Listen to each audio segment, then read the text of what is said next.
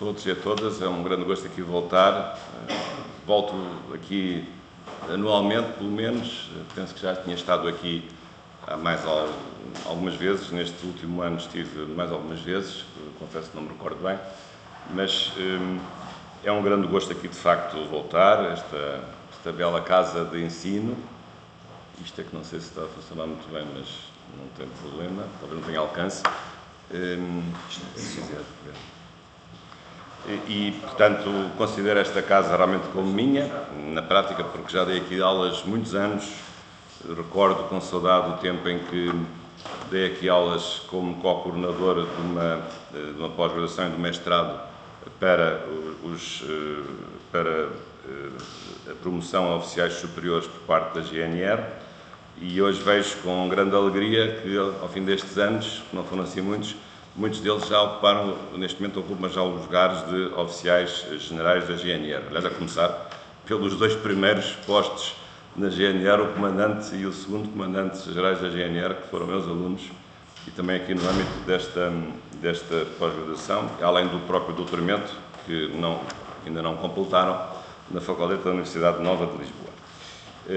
Mas, portanto, é um grande gosto aqui voltar. Vejo desta vez colegas também de vários países, também saúdo, e em particular os países de língua portuguesa. E já agora também trazer aqui uma notícia que me deixou, enfim, com uma grande satisfação, porque ainda ontem estive com ele, eu sei que ele esteve aqui de manhã, o reitor da ACIT, da Academia de Ciências e Tecnologia de Angola, o professor Pedro Beng.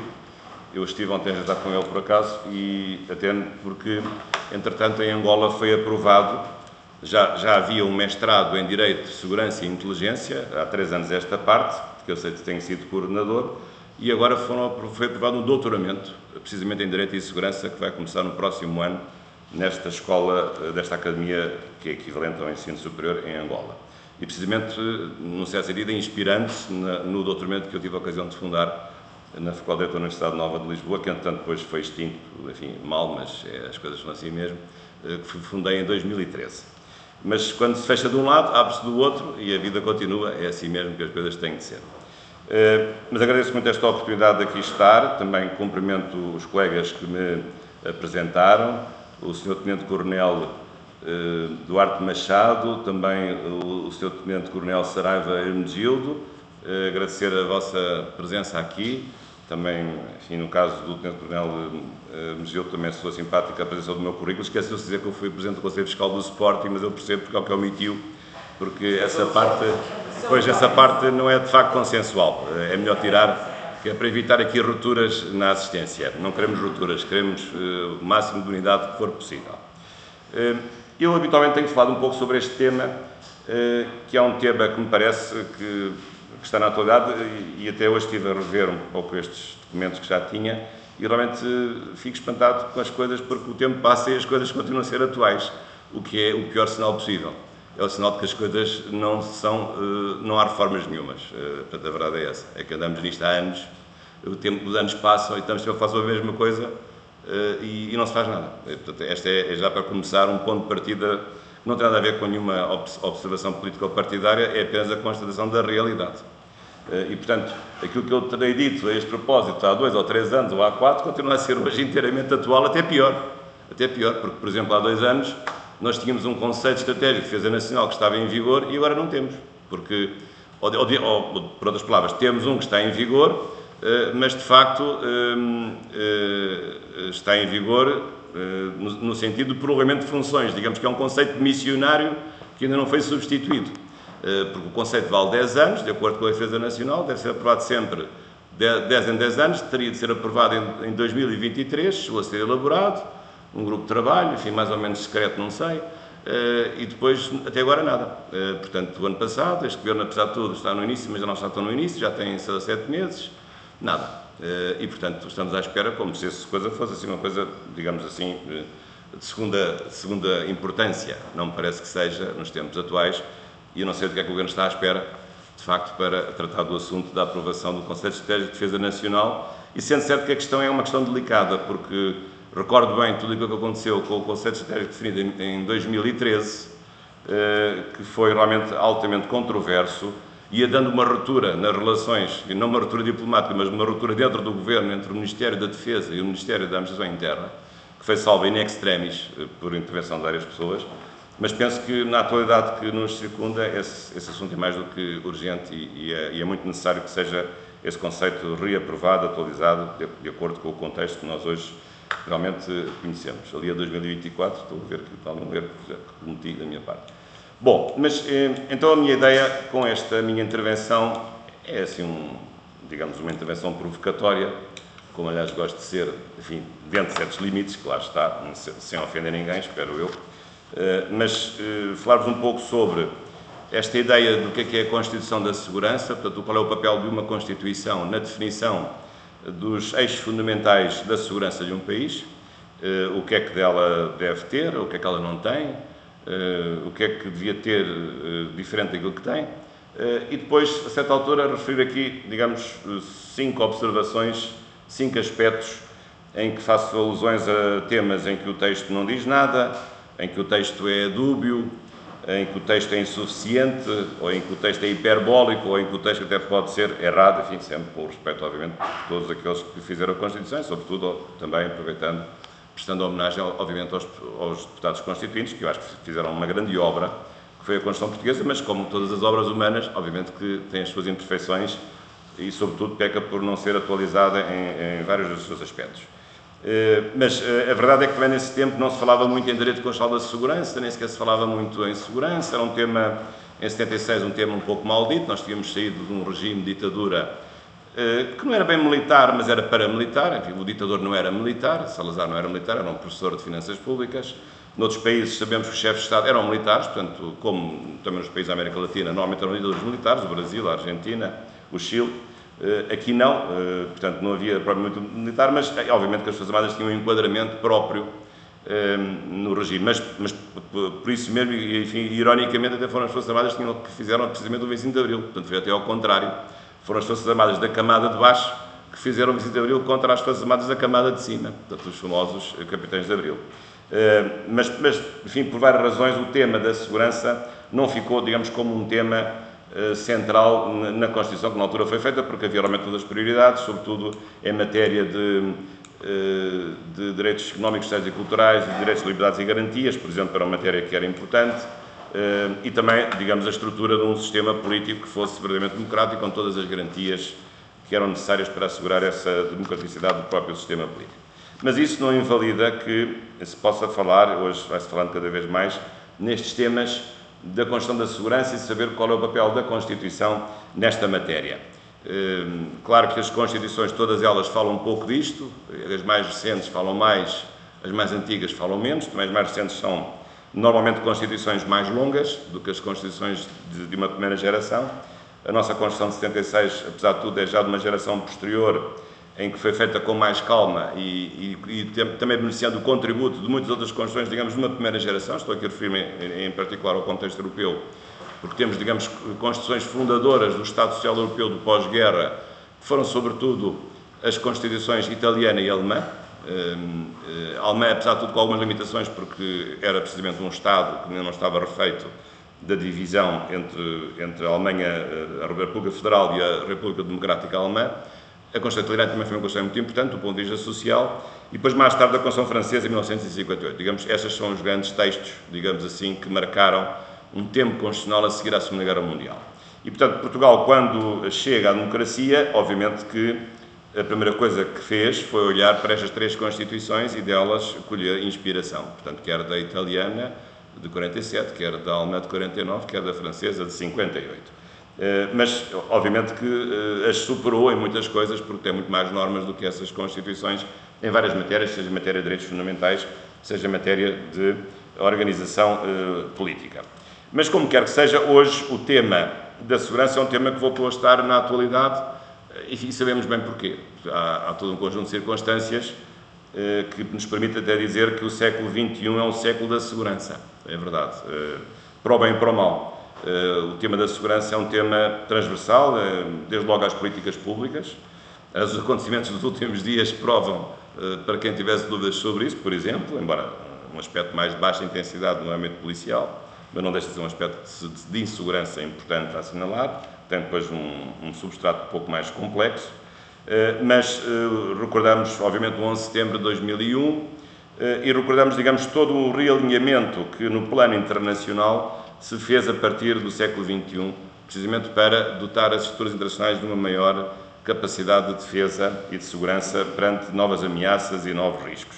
E, portanto, agora nós somos confrontados com um novo tempo histórico, que nós podemos dizer que é um tempo histórico de um estado de risco ou de uma comunidade internacional de risco, para tomar de empréstimo uma célebre expressão feita por um autor, um sociólogo alemão, aliás já falecido, Ulrich Beck, que ficou muito conhecido precisamente pelos livros que publicou nesta matéria. Ele era sociólogo e escreveu o primeiro livro no rescaldo do acidente nuclear de Chernobyl, portanto por razões mais de safety nesse contexto, mas verdadeiramente ele teve a presciência de que, de facto, o mundo iria mudar no sentido de incorporar uma nova dimensão da necessidade da segurança e incorporar, digamos, uma imprevisibilidade, uma incerteza que antes não existia. Vivíamos na certeza de que as ciências tecnológicas quase que tinham substituído o papel de Deus, mas afinal, de repente, percebemos que nada disso tinha acontecido. Afinal, Deus continua a existir e as ciências é que se foram embora, é que se foram abaixo. E, portanto, de facto, este novo tempo é um tempo de incerteza, de falência de modelos explicativos globais e perfeitos, no plano dos paradigmas científicos, e isto também se reflete depois, por um lado, na ação política, portanto, a necessidade de retomar políticas públicas de segurança, e a ideia que a segurança não é uma coisa adquirida, é uma coisa que se constrói e que se fomenta e que se deve desenvolver no dia-a-dia. Também, por outro lado, a ideia de que a segurança não é uma coisa que, uma vez perdida, nunca mais se possa recuperar, não. A segurança pode voltar a existir. Aliás, muitos exemplos em muitas cidades, por este mundo fora, pensa em Nova Iorque, como é possível uma cidade que era muito insegura tornar-se uma das cidades mais seguras do mundo. Portanto, a insegurança não é uma inevitabilidade, assim como também a segurança não é uma certeza. As duas coisas podem mudar, para pior e para melhor. É preciso, de facto, ter por trás disso um enquadramento importante ao nível das políticas públicas de segurança e, sobretudo, chamar à Constituição um papel que ela tem que desempenhar, um papel até dirigente, na garantia dos nossos direitos nessa matéria de intervenção do Estado em matéria de segurança, mas também exigir que o Estado nos proteja de acordo com as suas várias estruturas de segurança e que não são apenas aquelas estruturas da segurança tradicional, mas aquilo que nós chamamos hoje as novas seguranças. E claro que aqui, quando refiro ali o papel da Constituição e o constitucionalismo crítico, claro que aqui a Constituição não tem aqui apenas um papel descritivo. A Constituição não é apenas, digamos assim, como na nossa adolescência ou na nossa infância, não são aqueles cadernos de caligrafia em que nós depois temos que escrever uma letra muito bonita dentro das duas linhas, da linha de cima e da linha de baixo. Não, não é só isso. A Constituição não é isso. A Constituição não é meramente descritiva, a Constituição tem que ser normativa. A Constituição impõe um dever ser e impõe um dever ser de mudança da realidade constitucional. Não é apenas o reflexo dessa realidade, mas é algo que comanda essa mesma realidade. E, portanto, o papel da Constituição, enfim, pelo menos acredito nesse papel. Claro que há certas pessoas que nem gostariam que houvesse Constituição, até preferiam viver no tempo pré-constitucional. Eu compreendo, cada um tem os seus gostos. Há pessoas que gostariam de viver no século XV, no século XVI, no século XVIII. Eu dou os parabéns, cada um tem o gosto que quiser. Mas eu gosto de viver no século XXI. E o século XXI nós não podemos viver sem Constituição. E com este tipo de Constituição que pode ser dotada de todos os instrumentos necessários a garantir aquilo que nós, enfim, consideramos ser os fundamentos da nossa felicidade. Eu sei que até há colegas meus constitucionalistas que acham que há um direito à felicidade, eu não diria tanto, um direito fundamental à felicidade, não sabemos o que é que isso será, não sei se haverá uma Constituição que diz que há um direito fundamental à felicidade, mas eu já vi teses de mestrado e doutoramento sobre isso, portanto não é uma coisa propriamente estranha, mas é evidente que a Constituição deve propiciar o bem-estar de uma sociedade. Não sei se isso se chamará felicidade, mas é um bem-estar e o Estado tem um papel muito importante e, sendo a Constituição a principal lei do Estado, que o deve garantir. Aqui tem um apontamento sobre aquilo que evoluiu na nossa Constituição, desde, portanto, 25 de Abril foi a nossa revolução fundadora, também, enfim, digo isto para os colegas dos outros países que podem não estar tão familiarizados aqui com a nossa história político-constitucional, enfim, aos colegas portugueses isso já é mais ou menos óbvio. Nós fizemos uma Constituição 2 anos depois da Revolução de 25 de Abril de 74, houve um período em que a Constituição foi feita um ano Aliás, a Constituição foi feita depois de um ato eleitoral muito importante, que foi a primeira vez que Portugal teve um sufrágio universal, digamos, de todo o seu povo, sem quaisquer restrições. Foi em 25 de abril de 1975, foi a nossa primeira eleição totalmente democrática e, por coincidência, foi essa eleição que elegeu os deputados à Assembleia Constituinte. E, de facto, isso foi um grande momento. Aliás, até agora, também, como imaginam, foi o momento de maior democraticidade possível no ato eleitoral. Porquê? Porque depois disso, também não é de espantar, nunca houve tanta participação como naquele momento, porque era um momento que inaugurava uma nova era, mas depois as pessoas começaram a achar que já era normal ver a democracia e, como sabem, a participação, enfim, com oscilações, tem vindo a descer. Mas, de facto, a eleição universal que teve a maior participação de sempre na história de Portugal foi a eleição de 25 de abril de 1975. E compreende-se, portanto, por este contexto que eu estou aqui a referir. Mas a Constituição foi depois aprovada em 2 de abril de 76, entrou em vigor no dia 25 de abril de 76, aí coincidindo também com o segundo aniversário da Revolução dos Cravos, e depois teve, ao longo do tempo, até hoje teve 7 revisões, e já por 8 vezes tentou fazer uma oitava revisão, mas nunca se conseguiu. A última foi ano passado, mas acabou por ficar pelo caminho, ou ano passado, ou ainda neste princípio deste ano, mas ficou pelo caminho porque houve uma dissolução do Parlamento, mas estava em curso um processo de revisão constitucional. Mas houve 7 revisões, não vou estar aqui agora a referi-las muito exaustivamente, mas chamar só aqui a atenção para 3 ou 4 aspectos que parecem mais importantes. A primeira revisão foi muito importante, em 1982, porque, em primeiro lugar, foi essa revisão que alterou substancialmente o título 9º da nossa Constituição, que é o último título da parte terceira, que era precisamente, que se referia apenas às Forças Armadas, passou a referir-se à Defesa Nacional. E veio dizer que, afinal, as Forças Armadas não são a única instituição que tem a ver com a Defesa Nacional e passou a adotar o conceito de Defesa Nacional, embora ainda é um conceito, a meu ver, imperfeito.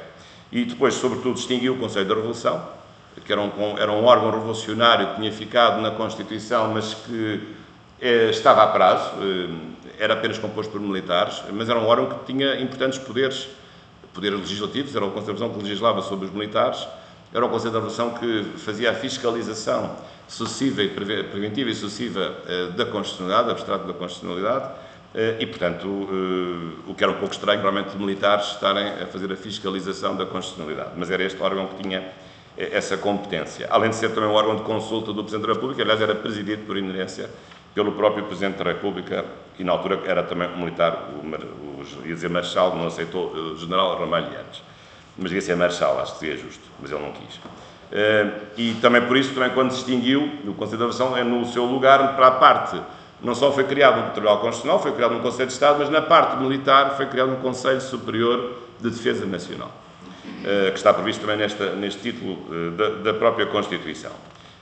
Isto foi uma importante mudança, que muitos dizem, ironicamente, esta revisão veio civilizar, entre aspas, o sistema político. Portanto, civilizar porque retirou um órgão militar, mas civilizar, como sabe, pode ser entendido num sentido não tão simpático, digamos assim, até pejorativo, como quem diz, os militares estavam a tornar isto uma coisa incivilizada e é preciso civilizar retirando os militares. Enfim, não tenho essa opinião, embora essa expressão seja muito frequente de usar, com ou sem brincadeira, com ou sem ironia. Mas penso que os militares não levam a mal nós fazemos um pouco de brincadeira com essa palavra. E depois também a segunda revisão foi muito importante, a revisão de 89, enfim, mais da parte política, porque foi a revisão que trouxe o referendo nacional. Nós não tínhamos o referendo nem na primeira versão, nem na versão de 82 só foi adotado o referendo local, agora o referendo nacional só foi criado em 1989, mas depois houve uma alteração em matéria, por exemplo, de limitação dos crimes julgados por júri. Depois a de 92 teve a ver com a intervenção, com a ratificação por parte de Portugal do Tratado da União Europeia, o Tratado de Maastricht, acho que está agora em plena execução com a União Monetária e uma certa União Política, até certo ponto, e a União Monetária, embora o euro só tivesse funcionado só passado 10 anos, só a partir de 2002, mas já estava previsto neste tratado, no Tratado da União Europeia, o dito Tratado de Maastricht, assinado em 7 de fevereiro de 1992, e também, nesse aspecto, a comunitarização do JAI, o pilar JAI da Justiça e Assuntos Internos, que hoje sabemos que já não funciona nesses termos, porque o método, até essa altura, a União Europeia tinha 2 métodos, o método intergovernamental e o método comunitário. Hoje o método comunitário generalizou-se, já não há os pilares, já não há essa segmentação, ainda que não seja bem exatamente tudo comunitário, porque há zonas depois de menor integração e de mais coordenação do ponto de vista da execução das políticas europeias nestas áreas da justiça e da segurança.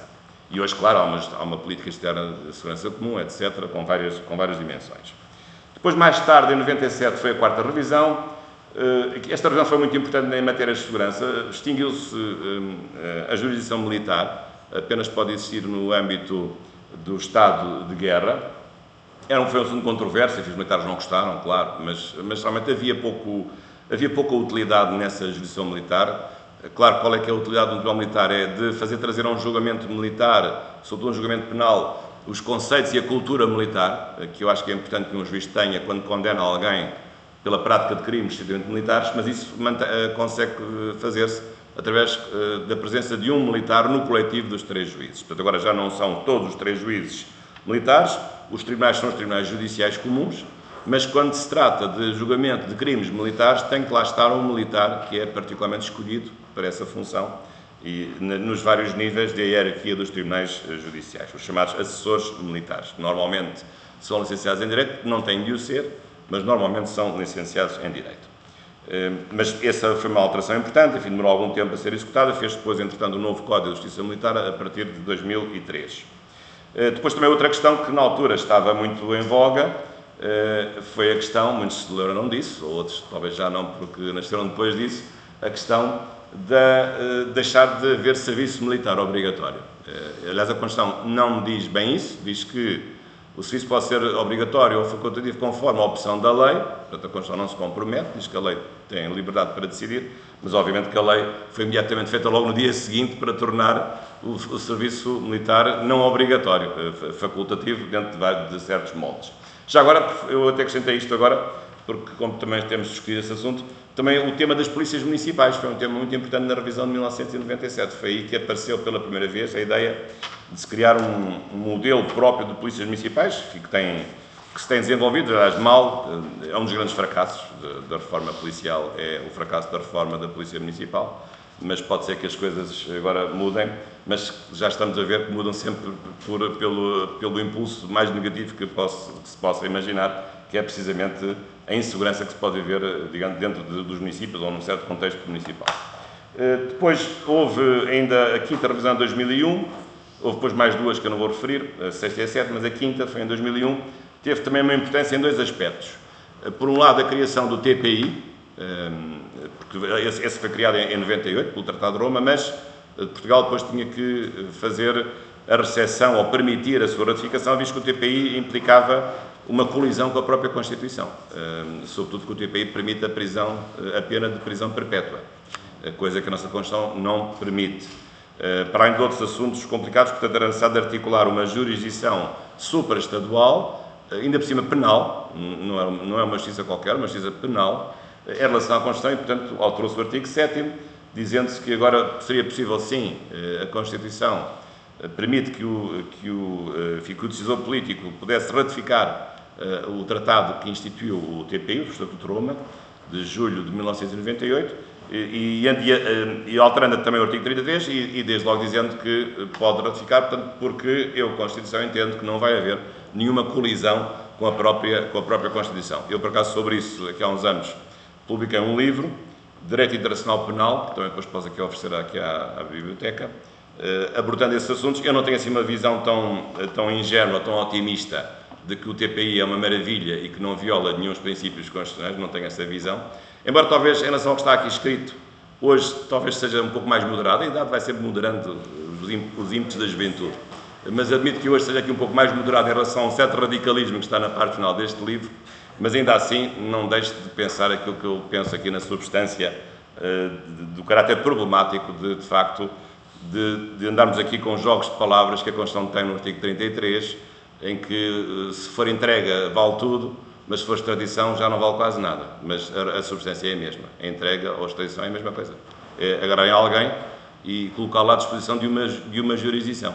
Mas, portanto, se for extradição não pode ser, se a pessoa for entregue a um país que possa aplicar prisão perpétua ou penas indeterminadas, mas se for para entregar ao TPI para lhe aplicar uma pena perpétua, já se pode entregar à vontade, já não há problema nenhum.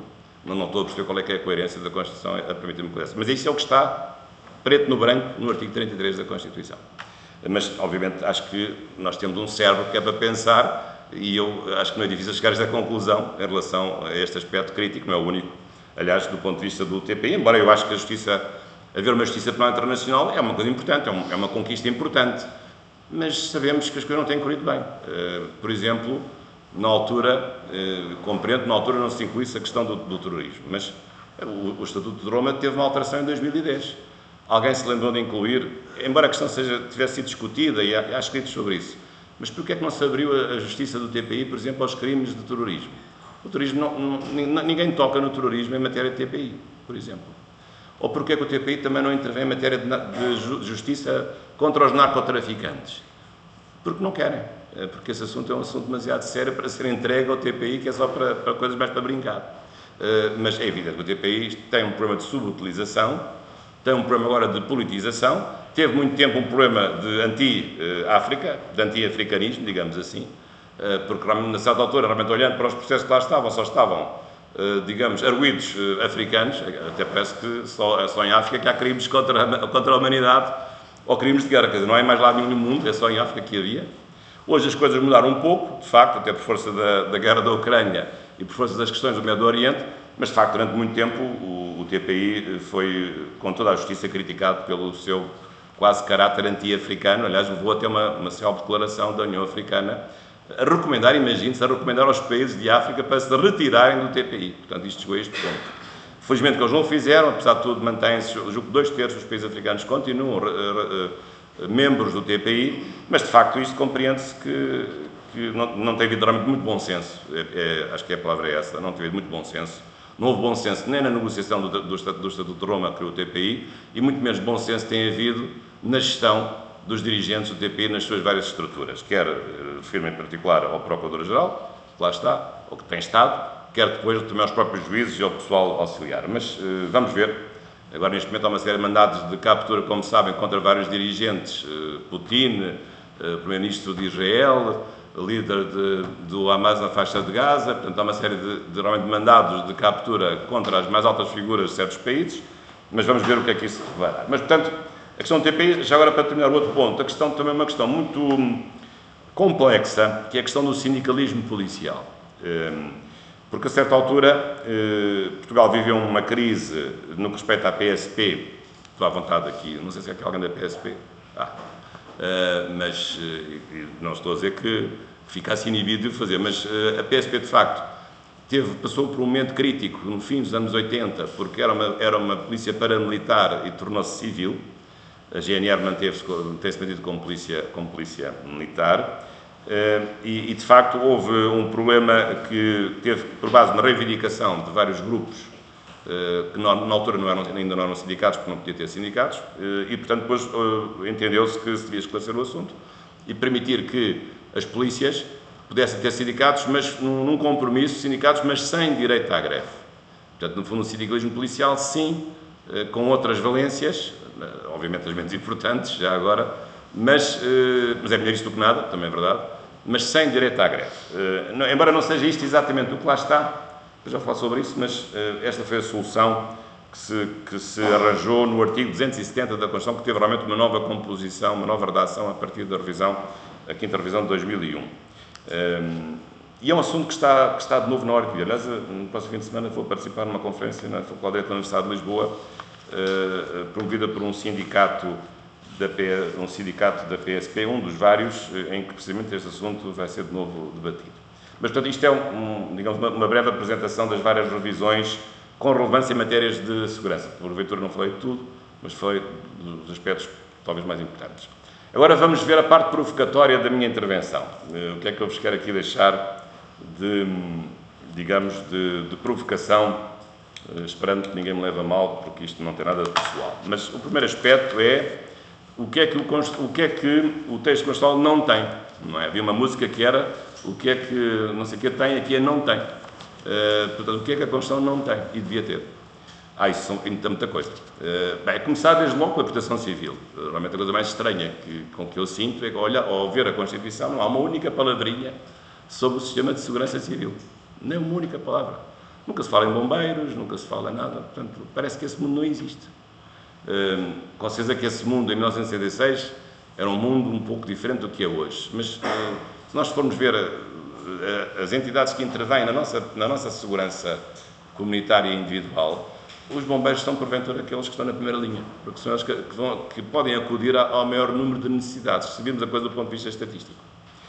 Mas não há uma única palavrinha sobre isso, e depois a única coisa que há é a coisa mais perversa que se pode imaginar, porque, na verdade, a Proteção Civil só aparece, mas como uma missão secundária das Forças Armadas, portanto, aparece num lugar absolutamente errado.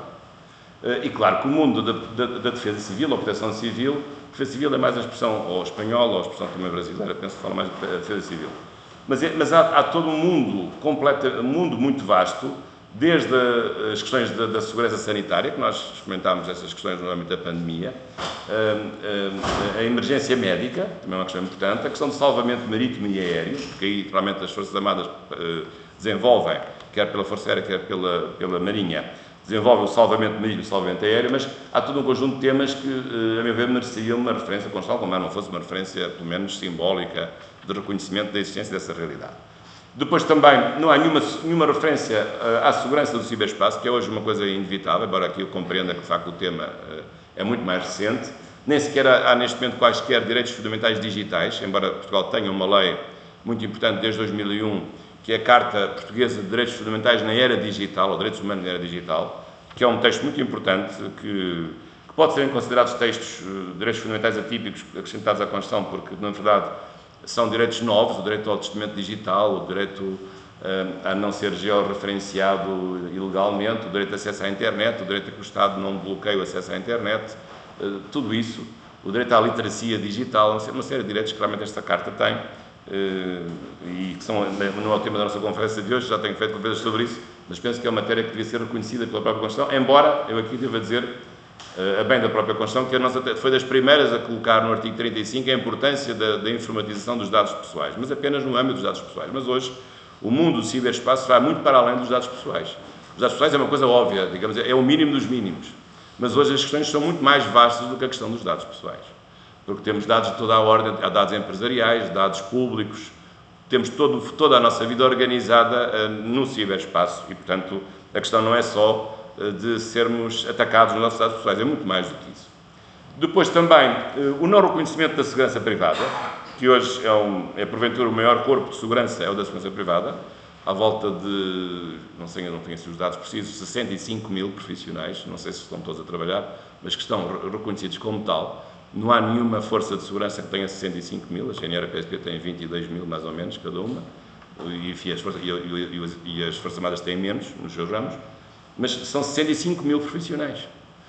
E não há uma única referência a dizer até onde é que eles podem ir, o que é que eles podem fazer, o que é que não podem fazer, qual é o enquadramento da segurança privada no âmbito da Constituição e sobretudo, aquela dúvida que nós temos de saber se nós podemos, então, ir até ao fim do mundo na privatização da segurança, porque esse é que é o problema. Saber quais são os limites à privatização da segurança pública através da segurança privada, que tem tido um papel importante, sobretudo em matéria tecnológica. As maiores descobertas vêm pela segurança privada, pelas empresas que trabalham com a segurança privada, que se adiantaram muito mais ao Estado do ponto de vista das novas tecnologias de videovigilância e de segurança de computadores, segurança de sistemas cibernéticos, tudo isso. Devemos isso, pelo menos, não obstante algum preconceito que se possa ter, mas devemos isso, de facto, às empresas e à atividade de segurança privada. E depois também a parte final, que também não era esperado que houvesse, obviamente, em 76, mas não foi muito tempo depois disso, mas a partir de 94 apareceu nas Nações Unidas um conceito da segurança humana e, portanto, a necessidade de atualizarmos a nossa segurança também abrindo a outras vertentes, a segurança biológica, ambiental, energética, económica, etc. Que também, enfim, há às vezes uma outra referência na Constituição, mas não muito da ótica da segurança, da proteção destes bens jurídicos. Depois, o segundo aspecto que eu queria também aqui referir, então, alusões em que a Constituição é dúbia, digamos assim, não é muito clara, não é muito certa. Bem, a primeira delas é que fez bem substituir a palavra Forças Armadas pela locução Defesa Nacional na primeira revisão constitucional, mas depois continuou a dizer que a Defesa Nacional é o sistema que protege o país contra as ameaças externas, mas sabemos que isso não é bem assim, porque há outras ameaças que não são externas, se é que é possível, em certos casos, diferenciar o que é externo e o que é interno, porque, obviamente, o ciberespaço nada é interno nem externo, porque é tudo uma única coisa só, porque não há território. Portanto, esse é um ponto que está ali, ficou um pouco no seu tempo e dúbio. Por outro lado, também, esse título, na verdade, ele existe, mas como é um título que apenas que foi só das Forças Armadas, que depois mudou para o título, ou para a epígrafe, de facto, Defesa Nacional. Mas o problema é que, ainda assim, que é agora o título 10º, aliás, este título, ainda assim continua a ser um título considerado só das Forças Armadas. É verdade que não se diz que as Forças Armadas são a única entidade que faz a defesa nacional, não, isso não está lá dito de facto. Está dito que as Forças Armadas são a defesa militar da República, mas não única, isso não está, mas dá-se a entender que no fundo é a única, porque então se fala na defesa nacional, se falamos de Forças Armadas como defesa militar da República, não seria também de falar de outras defesas não militares da República, mas não se fala em mais nenhuma. Portanto, ao não falar-se de outras defesas não militares da República, por exemplo, defesa policial ou defesa pelos serviços de inteligência, estamos por omissão a dar a entender ou a sobrevalorizar o papel das Forças Armadas como defesa militar, com certeza, mas não é única da República, porque há outros sistemas que também devem ser considerados. Depois não há referências a ameaças safety, que devia haver, e sobretudo, o problema depois, que é uma construção doutrinária mais recente, a ausência de um conceito de, digamos assim, segurança nacional, mais do que defesa nacional, um conceito de segurança nacional, embora, em certa medida, o conceito de defesa nacional que a Constituição fala e que muitos têm falado hoje, acaba por se confundir com esse conceito de segurança nacional, mas com um metaconceito que pode, digamos, englobar várias áreas de intervenção. Mas, portanto, aqui são alguns conceitos, algumas frases, alguns preceitos que suscitam dúvidas por parte, neste momento, do texto constitucional. Ora bem, agora, e o que é que a Constituição tem que seja, ou o que é que ela não tem, e, portanto, por isso podemos considerar que ela é insuficiente? Aqui também deixo aqui algumas ideias. Uma delas, aliás, é bastante preocupante, porque tem a ver com o coração da atividade policial. Nós só temos um único artigo que fala da polícia, enquanto nas Forças Armadas temos 4 ou 5, mas da polícia só temos um artigo que fala da polícia, o artigo 272, só com o título Polícia. Mas a grande estranheza é que, ao lermos esse artigo, não está lá aquilo que é óbvio que a polícia faz. O que é a manutenção da ordem pública. Não está lá. A palavra ordem pública desapareceu. Estava, de facto, tem estado. Aliás, a polícia é fundada no século XIX, no direito administrativo policial, com base no conceito de ordem pública, que depois se desdobra, como sabemos, no conceito de tranquilidade pública, salubridade pública e segurança pública, stricto sensu.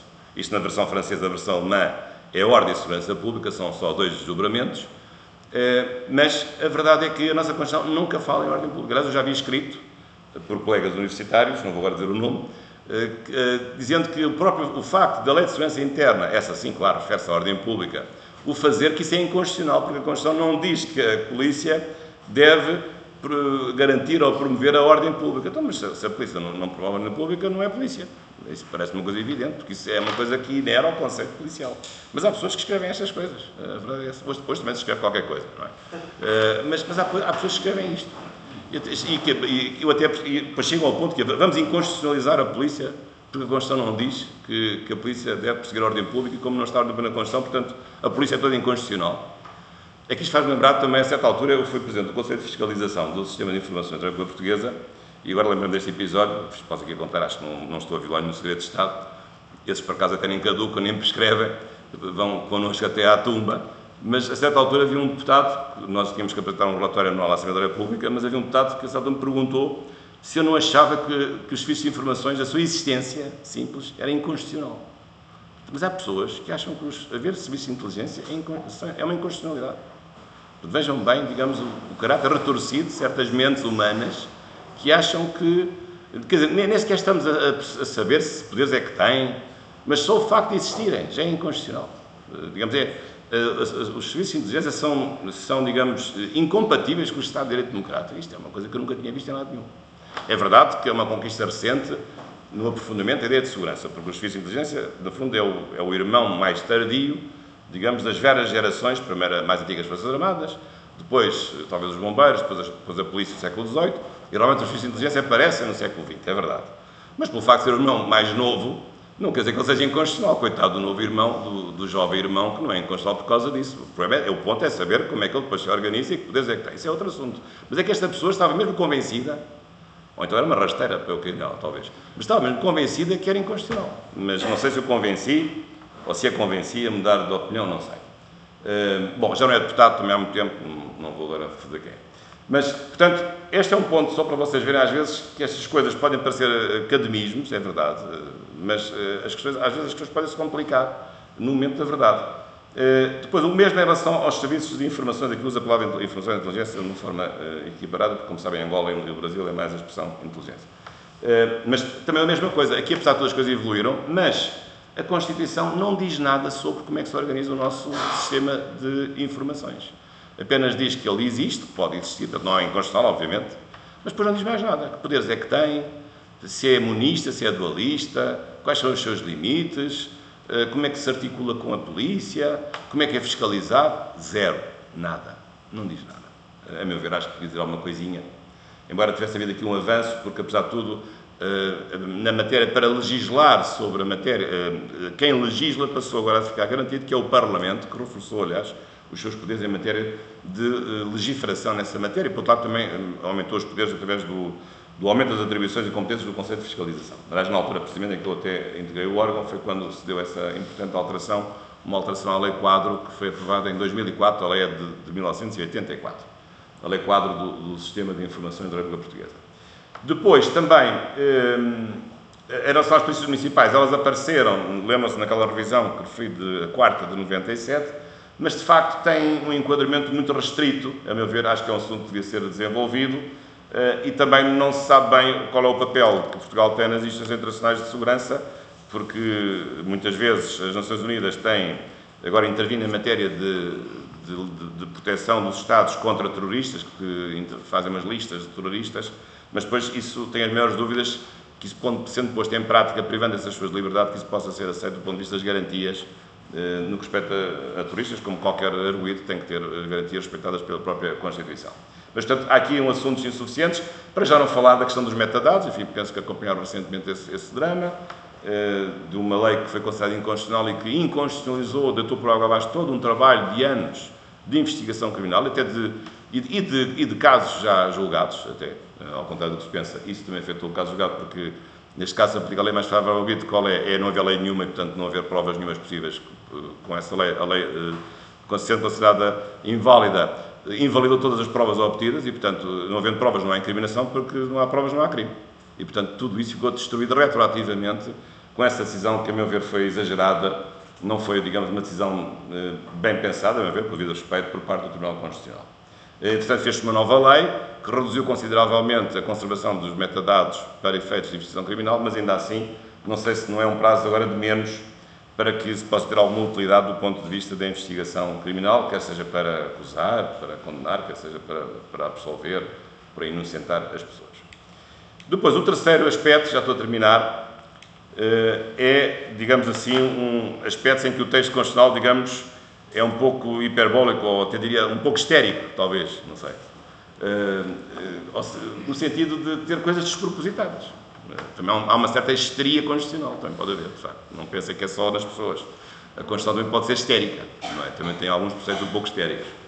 Um deles é logo aquele preceito curioso do artigo 7, número 3, a garantir o direito à insurreição de todos os povos contra formas de opressão. Como que diz, portanto, Portugal acompanha todos os atos de insurreição de outros Estados contra o imperialismo, seja lá o que isso for, que é uma coisa realmente que ficou um pouco presa na sua história e que, de facto, não se percebe lá muito bem.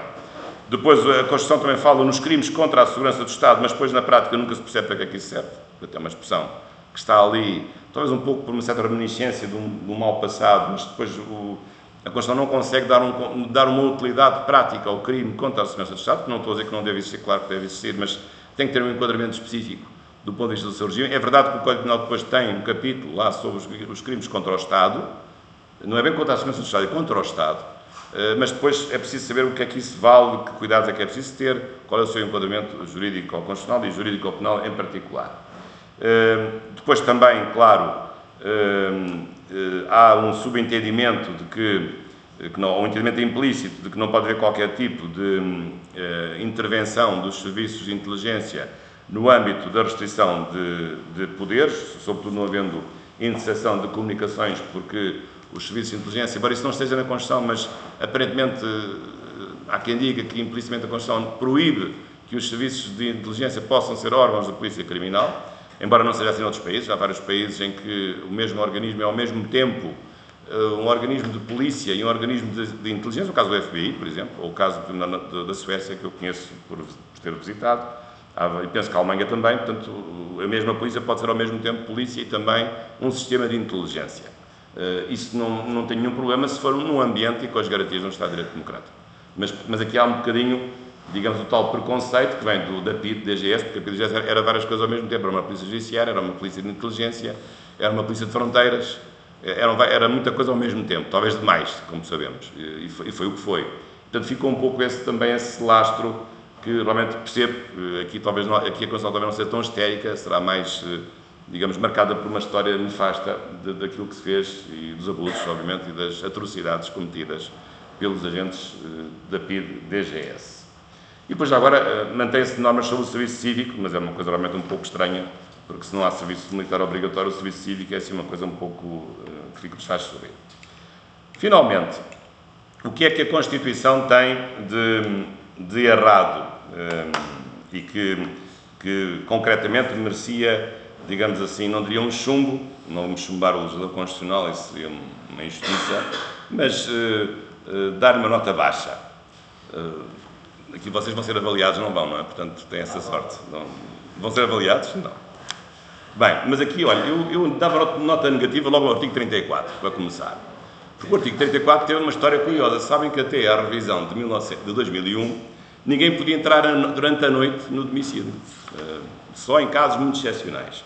E porquê? Porque isto correspondia, digamos, a uma memória histórica, porque normalmente a PID-DGS atuava pela noite. Atacavam durante a noite. Como os lobos atacam durante a noite. Lobos ou outros animais que é durante a noite. As corujas, os mochos também durante a noite. Ou os morcegos durante a noite. E, portanto, a noite ficou aqui, digamos, garantida na Constituição como um espaço de liberdade. Pelo menos durante a noite ninguém vem chatear a minha casa. Não é? Portanto, isto é uma coisa absolutamente absurda, porque, precisamente por causa disto, os meliantes vão, mas é aproveitar-se da noite. E até gostam particularmente da noite, já agora. Não será muito o nosso caso, mas a noite é boa também, vou dizer, por outros efeitos. Mas cabe na cabeça de alguém um texto constitucional colocar a hora do dia como um limite à atuação da investigação criminal, mesmo em caso de flagrante delito, que era o que acontecia. Isso agora foi mudado, mas ainda assim se estabelece no artigo 34, de facto, algumas restrições. E reparem que isso acontece no artigo 34, número 3, que eu vou ler. Ninguém pode entrar durante a noite no domicílio de qualquer pessoa, sem o seu consentimento, salvo em situação de flagrante delito ou mediante autorização judicial em casos de criminalidade especialmente violenta ou altamente organizada, incluindo o terrorismo e o tráfico de pessoas, de armas e de estupefacientes, nos termos previstos na lei. Portanto, ainda continuamos aqui com o problema da noite. Agora, já não é uma proibição absoluta, mas a noite é boa para os crimes mais leves, porque estes podem entrar durante a noite. Agora, o resto que não esteja aqui, à noite estamos à vontade. Nunca ninguém vai lá à casa. Agora, provavelmente isto é uma coisa bastante estranha, a meu ver, bastante estranha. E, aliás, nem conheço qualquer paralelo de nenhuma Constituição, esta ideia, digamos, da noite ser uma coisa de proteção das pessoas. Bom, depois, o que é que nós temos aqui? Outros aspectos. Vou falar agora sobre esse assunto no domingo, nessa tal conferência na Clássica. Tem a ver com o artigo 270, que é o tal artigo que resultou da 5ª revisão, quando se criou o sindicalismo policial. E esse artigo passou a dizer que pode haver sindicatos na polícia, mas sem direito à greve. Só que o legislador aqui cometeu um lapso, porque, a certa altura, eu vou ler o artigo 270, diz o seguinte: a lei pode estabelecer, na estrita medida das exigências próprias das respectivas funções, restrições ao exercício dos direitos, enfim, vários direitos, vou agora adiantar, por militares e agentes militarizados dos quadros permanentes em serviço efetivo, bem como por agentes dos serviços e das forças de segurança e, no caso destas, a não admissão do direito à greve, mesmo quando reconhecido o direito de associação sindical. Para já, a ideia de, digamos, as forças em caso de sindicalismo não têm direito à greve não é uma inevitabilidade. E, portanto, se as pessoas pensam que este artigo proíbe Isto é, garante o sindicalismo, mas proíbe o direito à greve, não é verdade. Claro que ele está proibido, porque é por opção do legislador. Mas o legislador poderia atribuir o direito à greve às polícias. Não estou a dizer que seja uma boa ideia, não sei se acho que não é uma boa ideia, acho que as pessoas não compreenderiam, mas para fazer isso não é preciso rever a Constituição, embora esta lei depois tenha de ser aprovada por maioria de 2/3. Na prática, é o mesmo, embora não haja os limites temporais da revisão constitucional, embora haja limites de natureza processual de maioria qualificada de 2/3. Este é um primeiro aspecto. Mas reparem, é que, lendo este artigo tal como ele está, chega-se a uma conclusão curiosa. Os oficiais de inteligência, que eu agora não vou perguntar se há aqui alguém, é melhor não perguntar, podem fazer greve, porque não estão abrangidos por este artigo. Por exemplo, os membros do CIED, o CIED não é um serviço de segurança, o SIS é considerado um serviço de segurança, mas o CIED não é, pelo menos na qualificação da Lei de Segurança Interna, artigo 25, e portanto então quer dizer que os oficiais de inteligência podem fazer greve, que é uma coisa completamente disparatada e absurda. Poderão dizer, mas como eles são oficiais de inteligência, ninguém vai dar por isso. Ninguém nota. É verdade. Eu reconheço que esse argumento deita por terra qualquer construção. É verdade. Mas sendo verdade ou não, a greve é o que é. E, portanto, mas acho que não cabe na cabeça de ninguém que um agente de informações possa fazer greve. Mas, na verdade, isso não está excluído deste artigo. Como sabem, estes direitos, os direitos são para todos, só não tem os direitos quando alguém os tira. Alguém, neste caso, é a Constituição ou a lei, e dentro de certos requisitos. Mas se ninguém diz que nós não temos direito, todos temos direitos. E, neste caso, o agente de informações é um funcionário público, nomeado, não contratado, mas é um funcionário público, portanto, dispõe dos direitos, a não ser regra em contrário, que seja constitucional ou a própria Constituição. Depois há aqui outro aspecto mais complicado, enfim, que é uma questão mais de sistema constitucional, é que sabem que os direitos muitas vezes são limitados pela legislação ordinária. Fala-se muito disso a propósito da lei da liberdade de manifestação. Enfim, agora houve estas manifestações, as pessoas acham sempre que a liberdade de manifestação está a ser demasiado restringida pela lei, que a lei, no fundo, vem esvaziar os direitos que estão na própria Constituição. Aliás, um discurso que é importante, porque foi precisamente por essa via que o Estado Novo esvaziou muitos direitos, através do famoso parágrafo 2º do artigo 8º da Constituição de 33.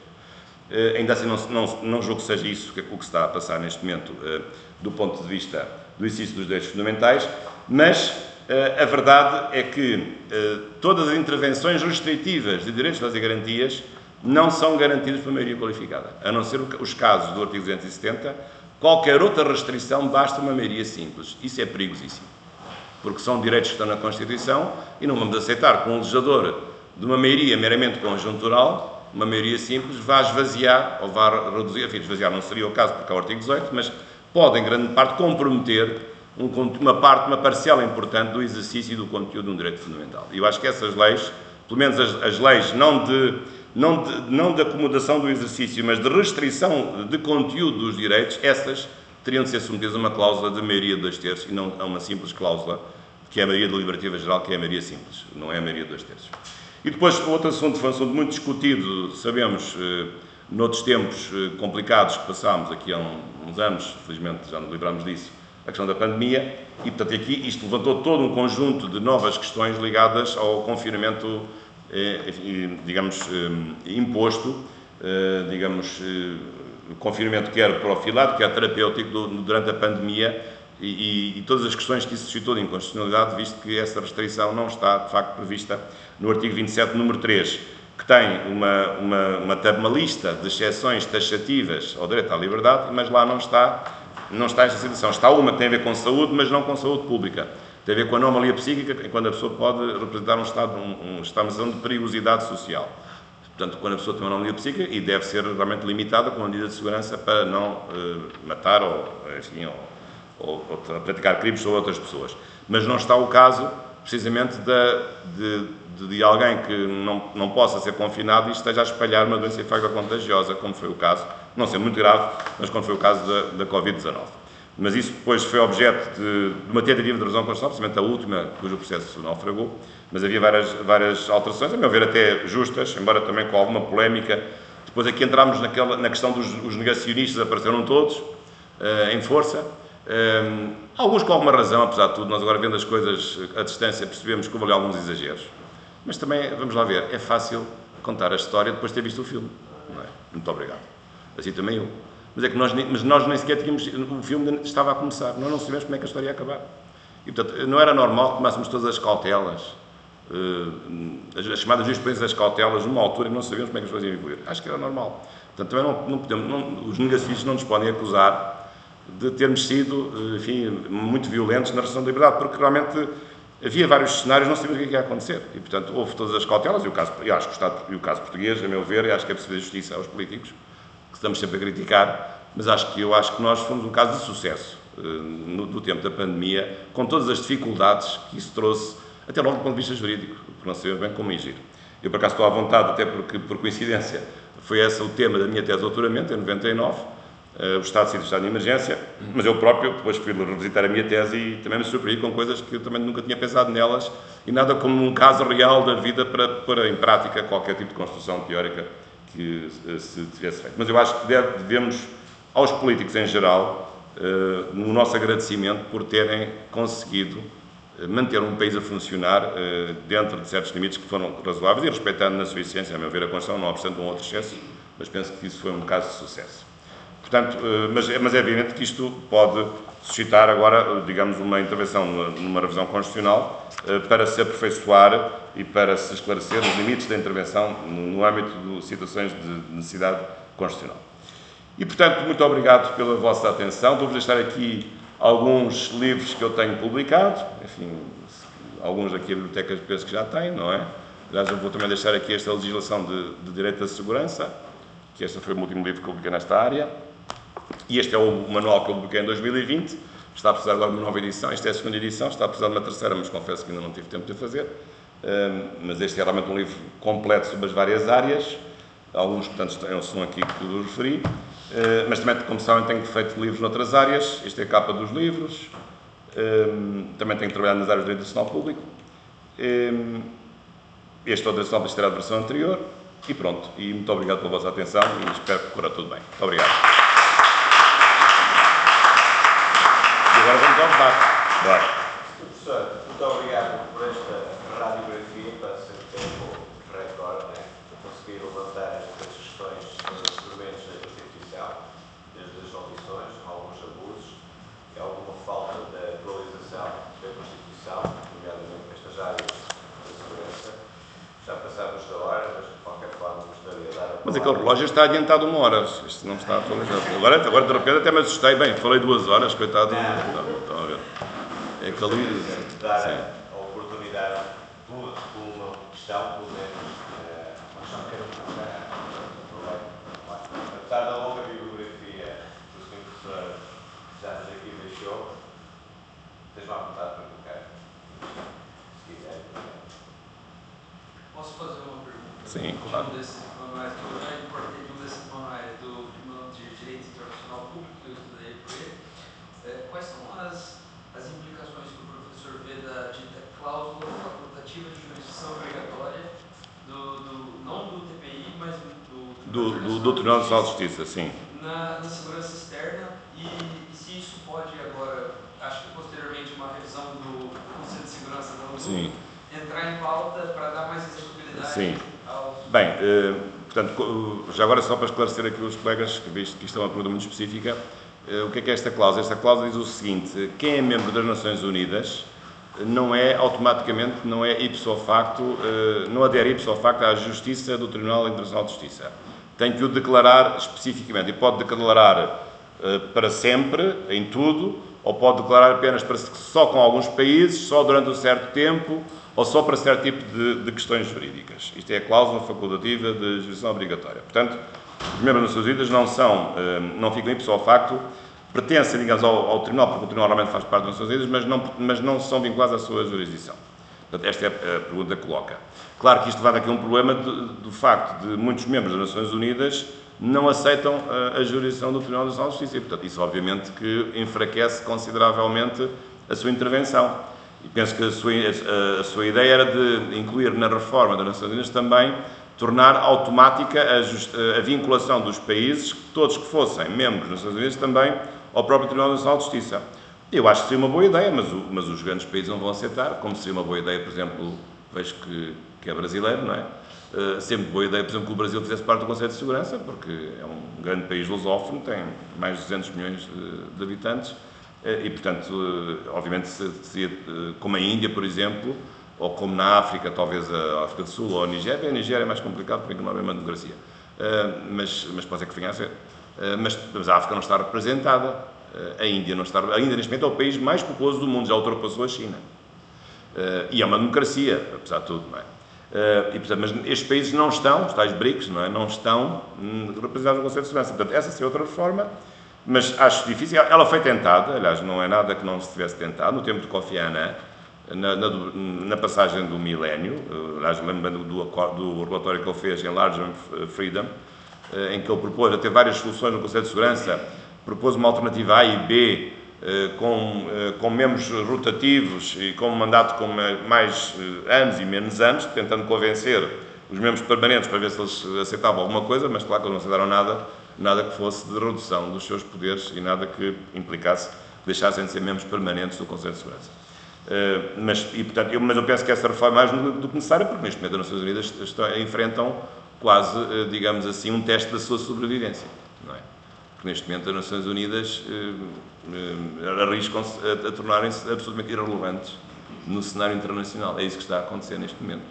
Chegando ao ponto do próprio secretário-geral ser impedido de entrar num país, indo obviamente em missão de paz. Portanto, isto chegou a este ponto. E eu acho que isso é preocupante, é preciso o secretário-geral que é português, um ilustre português, o engenheiro António Guterres, e depois também esteve agora recentemente também com o presidente Putin, também sabemos que as fotografias não saíram lá muito bem, mas, portanto, as coisas são como são. Agora, acho que não podemos desistir, o direito internacional público faz pequenos passos. Eu costumo sempre dizer aos alunos que, para muitos, esses agora devem estar a rir, dizem que o direito internacional público é como o Pai Natal, toda a gente fala dele, mas ele não existe, não é? Eu acho que ele existe, já tudo existe, mas enfrenta aqui digamos, um problema de sobrevivência em certas áreas, sobretudo nas áreas mais sensíveis, que as áreas do uso da força no plano internacional. Mas penso que só a força da opinião pública mundial é que pode mudar as coisas e alguns líderes que em certos momentos, digamos, históricos, com golpe de asa, podem mudar o curso da história. Mas os tempos não são tempos fáceis, mas penso que essa sua proposta seria uma boa proposta, mas duvido é que os países aceitem. Mas é bom sempre ter propostas, mas vale ter propostas do que não ter nada, no sentido de convencer os países que possam. E já agora, já que se está a falar disso, já agora uma outra coisa que talvez fosse menos problemática, aí sim o nosso secretário-geral podia fazer alguma coisa, já que estamos aqui, creio que há um colega francês, mas também fala português, mas já agora o português como língua oficial das Nações Unidas. Porquê que o português não é uma língua oficial? É que há lá outras línguas que são menos faladas do que o português. O russo, por exemplo, é menos falado do que o português. Porquê que o português não há de ser uma língua oficial das Nações Unidas? O que é que isso custa? Pagar mais uns 30 ou 40 tradutores, isso é assim tão caro? E o que é que o engenheiro António Guterres anda a fazer sobre isso? Já fez alguma coisa? Um dia pensei em escrever uma carta. Tenho de despachar antes que o mandato termine. Mas estou a pensar em fazer uma carta. Olha, se não se importa, diga lá o que é que já fez para que o português seja reconhecido como língua oficial das Nações Unidas. Acho que é uma pergunta justa. Em nome de toda a comunidade lusófona, claro está. Muito bem, muito obrigado. Também seja bem-vindo. Muito obrigado. Sr. Professor, muito obrigado. Com certeza haveria muito mais questões para colocarem, mas aqui a hora nesta casa sempre mandatória, que tentamos sempre cumprir os horários.